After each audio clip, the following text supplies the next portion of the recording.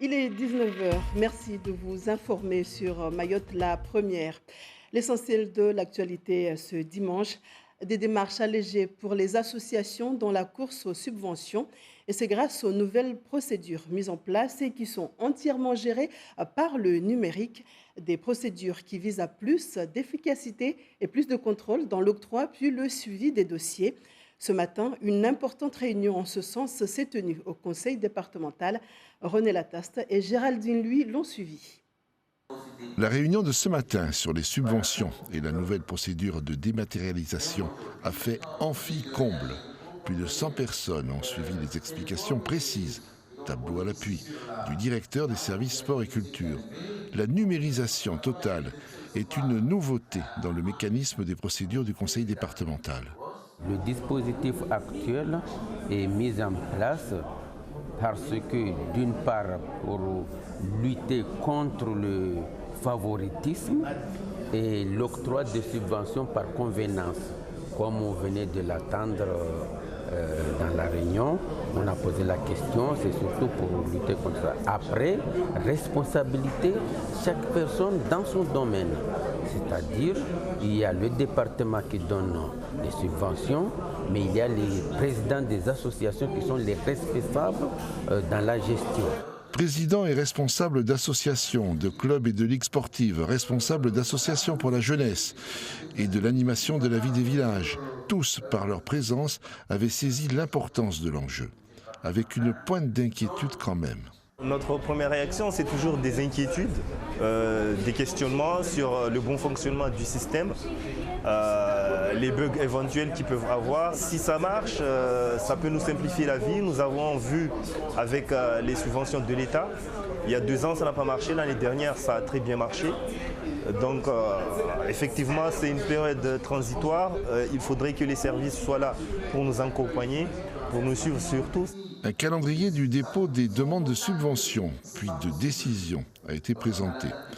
Pour cette année et déjà pour 2020, avec la difficulté du carambolage avec les élections municipales.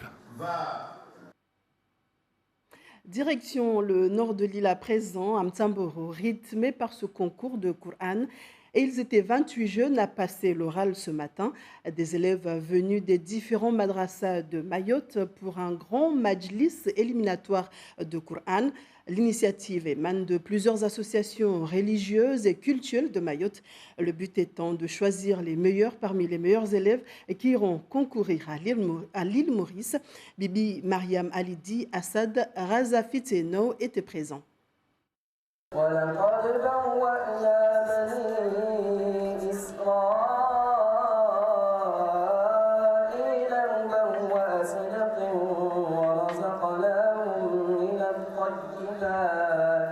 C'est avec les yeux fermés que Swalahadine et Moussoïra lisent avec beaucoup de précision.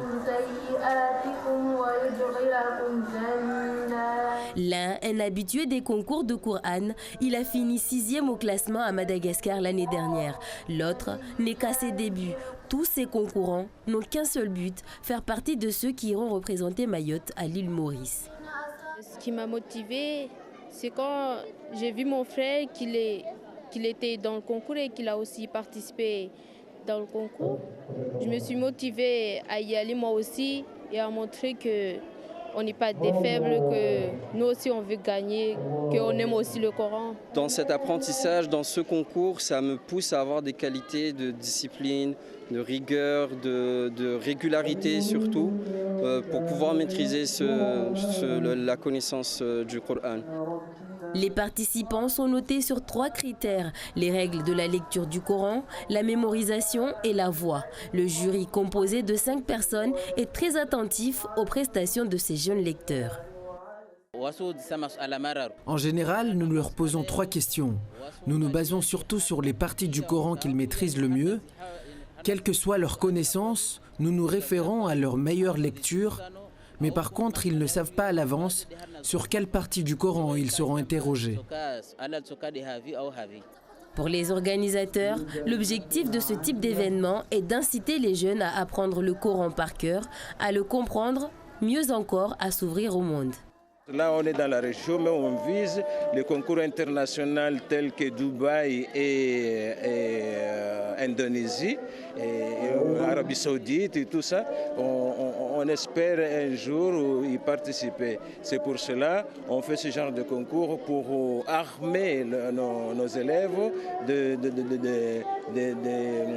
règles de lecture des psalmodies du Coran pour être en forme pour ce genre d'activité. Pouvoir voyager, ce sera un moyen aussi pour moi de voir d'autres horizons, d'autres perspectives, d'autres façons de voir les choses. Et j'espère que dans ce sens-là, j'arriverai à vivre ma religion avec, en paix en moi-même.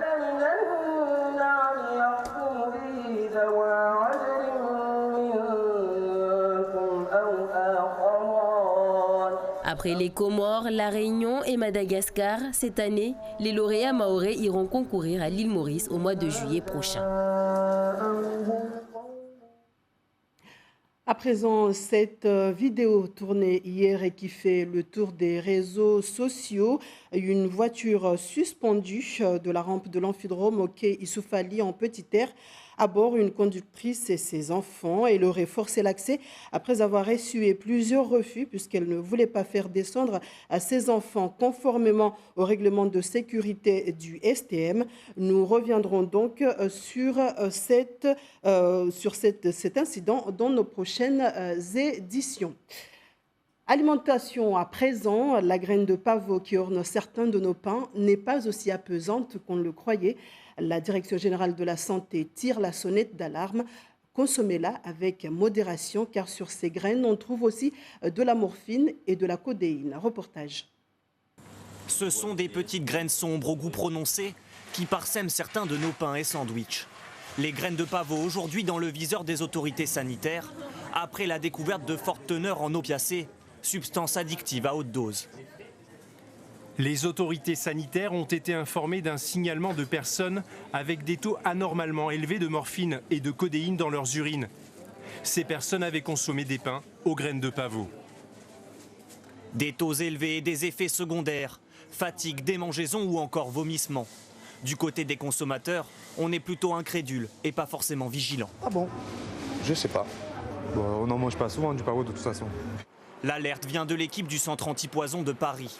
Après les signalements, des analyses préliminaires sont effectuées en laboratoire. Les sandwichs aux graines de pavot étudiés contiennent l'équivalent de 4 mg de morphine. C'est la moitié d'une dose classique en hôpital. Hypothèse la plus probable, les graines de pavot n'ont pas été correctement lavées. Les graines de pavot elles-mêmes ne contiennent pas de morphine ou de codéine, mais par contre elles sont enduites de sucre au moment où on les extrait, et si jamais on rince bien, il n'y en a plus ou très peu, et si on les nettoie mal en fait, il en reste beaucoup, et c'est ce qui a été retrouvé dans cette analyse.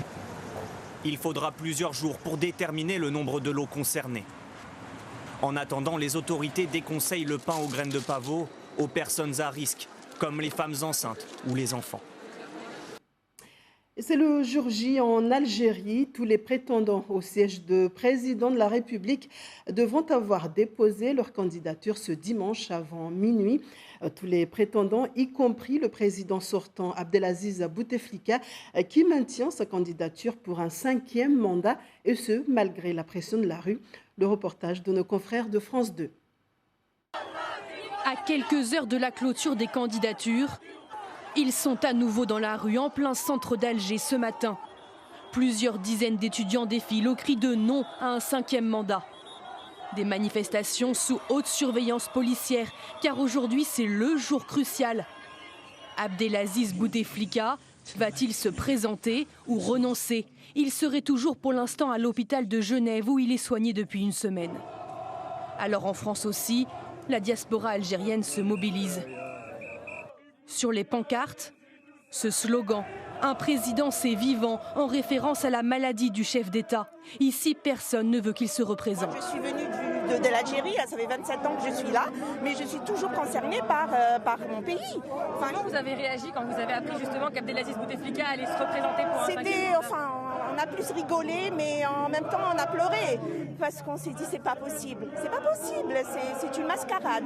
Et j'espère bien qu'il ne va pas se présenter. Sur ce marché à Marseille, beaucoup étaient d'anciens partisans d'Abdelaziz Bouteflika. Mais pour eux, c'est aussi l'heure du changement. J'espère que ce soir, il va se décider enfin à quitter la place pour avoir les honneurs de la postérité.